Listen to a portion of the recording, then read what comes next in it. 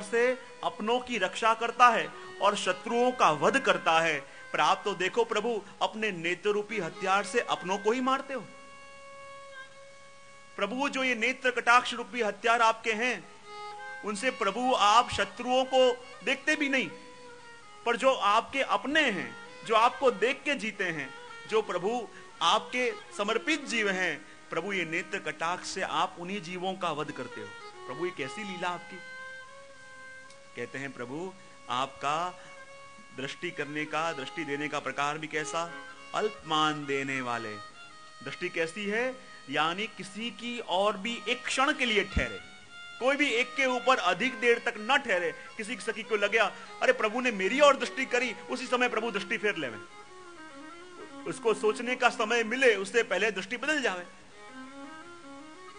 अल्पमान देने वाली दृष्टि। उसके बाद में कहते हैं प्रभु कैसे हैं, तो कहते हैं वनमाला जिसने धारण करी है, ऐसे प्रभु दिख रहे हैं। गोपियां बैठी यहाँ पे और गोपों के मध्य में जो प्रभु लीला कर रहे हैं उसका दर्शन आपको हो रहा है। आपका श्रियंग कैसा है, वदन पांडु वदना, यानी गो के चलने से जो पीली पीली ब्रज की रज उड़ी है, वो रज आपके पूरे श्रियंग के ऊपर भर गई है। और जैसे बोर का रंग होता है, प्रभु बराबर आपका रंग भी आज ऐसा ही दिख रहा है। नाम मृदुगंड मंडयन। और कहते हैं स्वर्ण के सुंदर सुंदर कुंडल आपने कानों में धारण करे हैं। प्रभु ऐसे दर्शन हमको हो रहे हैं। वहीं एक सखी ने कही, अरे सखी क्या बताऊं, दिवसे सर्वे श्यामा मणि रस रूप तणो यश गाये जी। ठाकुर जी ने जो जो रसरूप अनुभव उनको कराए, उन्हीं प्रसंगों की चर्चा गोपियां मिलके कर रही हैं। एक गोपी जिसका नाम है कलहंसी, वो कलहंसी नाम की गोपी कहती है, अरे सखी क्या बताऊं, उस दिन की बात है जब ठाकुर जी जिस भवन में मैं रहती हूं, मेरे सामने वाले भवन के अटारी पे आके विराजमान हो गए। मैं सामने देखूं, अरे प्रभु सामने पधारे। निश्चित उन्हें मुझे देखने की इच्छा हुई है, मुझसे कुछ वार्तालाप या संकेत करने की इच्छा हुई है। मैं भी सावधान हो गई, लेकिन उसी समय बड़े बड़े गुरुजन भी आ गए, सारे परिवार के जन भी आ गए, और प्रभु को संकोच हुआ, इसलिए प्रभु उल्टे घूम के बैठ गए। जहां प्रभु उल्टे घूम के बैठ गए, मुझे भी लगा प्रभु मुझे देखना तो चाहते हैं, मेरी और दृष्टि तो करना चाहते हैं, पर देखो सबकी भीड़ है, इसलिए कोई उनके कुछ कहे ना, फिर के बैठ गए। सखी ने कहा प्रभु ऐसे बैठे हैं तो मैं भी ऐसे बैठ जाऊं। ठाकुर जी उस तरफ उल्टे घूम के बैठे और सखी कहती है मैं इस तरफ उल्टी घूम के बैठ गई। अब विचार करती हूं प्रभु को अपने मन की बात कैसे कहूं। वही मेरी दृष्टि गई कि प्रभु अपने हाथ में दर्पण लेके बैठे, और जहां प्रभु अपने हाथ में दर्पण लेके बैठे हैं, मैं भी युक्ति समझ गई कि किसी को समझ में भी ना आवे और प्रभु मुझसे वार्तालाप भी करना चाहते हैं। सखी ने कहा मैंने भी अपने हाथ में दर्पण ले लिया, और ठाकुर जी ने मैंने देखा दर्पण ऐसे रखा कि प्रभु के दर्पण में मेरा मुखारविंद दिखाई दिया, और सखी कहती मैंने दर्पण ऐसे कर लिया कि उस दर्पण में प्रभु का मुख दिखा। और जहां प्रभु का मुख दिखा, सारे जन वहां आसपास खड़े हैं, लेकिन सबको लगे देखो तो सही प्रभु इस गोपी से कैसे विरक्त हैं कि उल्टे मुड़ के बैठे हैं, और गोपी देखो प्रभु से कैसी नाराज है कि प्रभु से उल्टे मुड़ के बैठी हुई है। उसी समय कहते हैं कि सखी ने कहा कि मैंने उस समय प्रभु को हाथ जोड़ा, और हाथ जोड़ के अपना मस्तक नमाया और अपने मन की बात करी, और ठाकुर जी ने ये दृश्य देख के 3 बार चुटकी बजाई। और सखी कहती है मुझे इतना आनंद हो गया, मुझे इतना आनंद हो गया। उसने कहा तूने हाथ जोड़ के सिर्फ माथा झुकाया, प्रभु ने 3 बार चुटकी बजाई, ये क्या था।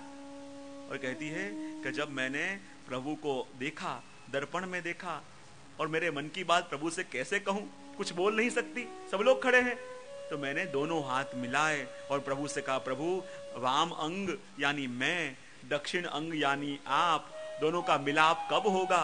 और आप मस्तक झुकाया और कहा प्रभु मैं तो आपके अधीन हूं। और ये दृश्य जब देखा प्रभु समझ गए और 3 बार चुटकी बजाई और कहा आज दिवस के तीसरे पहर में आपसे निश्चित मिलूंगा।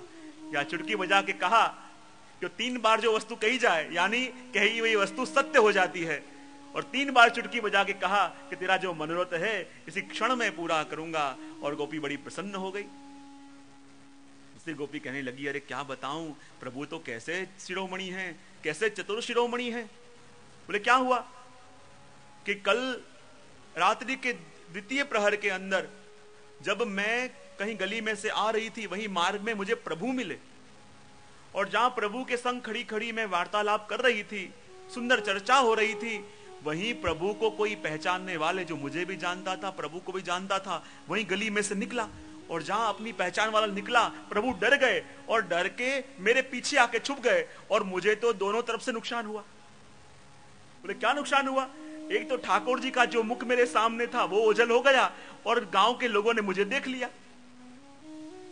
तो प्रभु, मुझे तो दोनों तरफ से ही नुकसान हुआ। अब क्या बताऊं प्रभु, ऐसी ऐसी लीलाएं प्रभु करते हैं, और अलग अलग लीलाएं गोपियां अलग अलग रूप से चिंतन करती हैं, और कहती है कि जब मैं तो मटकी लेके ब्रज में दही बेचने जा रही थी, उस समय ठाकुर जी मार्ग में मिले और मुझसे कहने लगे, अरे सखी मुझे ये गोरस दे, मुझे ये दही दे।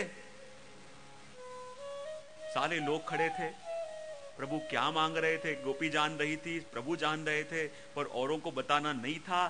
तो गोपी ने क्या किया, ठाकुर जी के हाथ में दोना दे दिया, और जहां दोना दिया और दोना लेके प्रभु प्रसन्न हो गए और प्रसन्न होके चले गए। सब गोपियां के ये क्या लीला हुई? जब ठाकुर जी तुझे मार्ग में मिले और प्रभु ने कहा कि मुझे अपना माखन दे, अपना गोरस दे, और तूने कुछ ना कहा, प्रभु के हाथ में दोना दे दिया, तो इससे क्या लीला हुई? प्रभु प्रसन्न कैसे हो गए सिर्फ दोना लेके? तब कहा, मैं जब जा रही थी, प्रभु मेरे मन की बात और अपने मन की बात किसी को बताना चाहते नहीं थे, और जब मार्ग में मिले और मुझसे कहा मुझे गोरस दे, मुझे गोरस देगी कि नहीं, और मैंने दो ना उनके हाथ में दिया। दो ना यानी पहले कहा ना, और बाद में दूसरी ना कह के कहा ना की ना यानी हां, दो ना। सबको तो यूं लगा कि सिर्फ दोना हाथ में दिया, सबको ऐसे लगा कि खाली दोना हाथ में दे दिया और प्रभु प्रसन्न हो गए। सिर्फ दोना लेके प्रसन्न क्यों हो गए? लेकिन गोपी ने कहा था, प्रभु सबके आगे तो ना कह रही हूं, लेकिन दो ना, ना और ना की ना यानी हां, और प्रभु प्रसन्न होके चले गए। तो ऐसी तो अनेक अनेक लीलाओं का चिंतन गोपियां कर रही हैं, और चिंतन करते करते ही ठाकुर जी के उस सखी स्वरूप के, होरी के चिंतन करें। एक बार क्या हो रहा, तो सखी कह रही है कि क्या बताऊं, सारी लीलाओं के चिंतन तो करे, पर मुझे वो दिन बड़े याद आ रहे हैं। कहा कौन से दिन? अरे होली के दिन थे, और ऐसे सुंदर सुंदर वाजिंद्र बज रहे थे, जान बखावत बज रहे थे, सब लोग होली खेल मना रहे थे, होली का उत्सव मना रहे थे। और क्या बताऊं, सुबह हुई तब से ही एक मंडली तो पूरी ठाकुर जी की निकली है, अपने हाथ में अबील गुलाल लेके, पिचकारियां लेके, और सामने स्वामी जी की पूरी सेना, उसने भी अपने हाथ में अबील गुलाल पिचकारी लेके निकली है। ठाकुर जी के हाथ में जो जो स्वामी जी के परिकर की सखी आ रही है, उसको पूरा रंग डाल रहे हैं, और स्वामी जी का परिकर ढूंढ रहा है कि ठाकुर जी के कोई सखा हाथ में आवे, और जैसे ही कोई सखा हाथ में आवे, अपने पूरा बदला उनसे ले ले और बराबर उनको परास्त कर देवे। ऐसे लीलाएं हो रही हैं, चर्चा चल रही है। वहीं स्वामी जी और मौका देख रहे हैं कि ठाकुर जी और सारे सखाएं खूब गुलाल उड़ा रहे हैं, खूब अबील उड़ रहा है, चंदन का छिड़काव हो रहा है, और सब लोग नाच रहे हैं। सब लोग नाच रहे हैं। स्वामी जी कह रहे हैं, कैसे भी करके श्याम सुंदर को पकड़ के मेरे पास लाओ।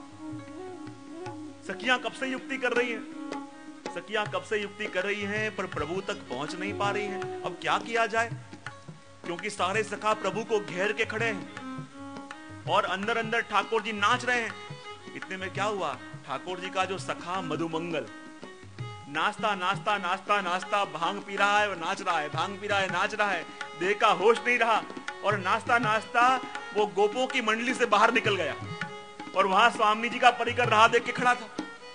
वो बेचारा नाचता नाचता बाहर निकल गया, और सारी सखियों ने आके मधुमंगल को घेर लिया, और जहां उसे पता चला कि अरे सारी सखियों ने घेर लिया है, चिल्लाने लगा, पर प्रभु लोग तो नाचने में मग्न थे, कोई सुने ही ना, और सारी गोपियां मधुमंगल को उठा के ले गई भागती भागती स्वामी जी के परिकर में, और जहां स्वामी जी के मध्य में जाके रखा, सारी गोपियों ने मधुमंगल को घेर लिया।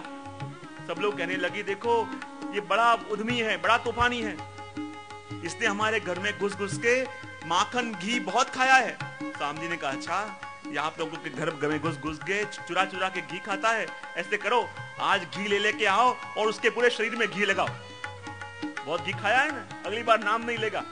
सारी सखियां अंदर गई।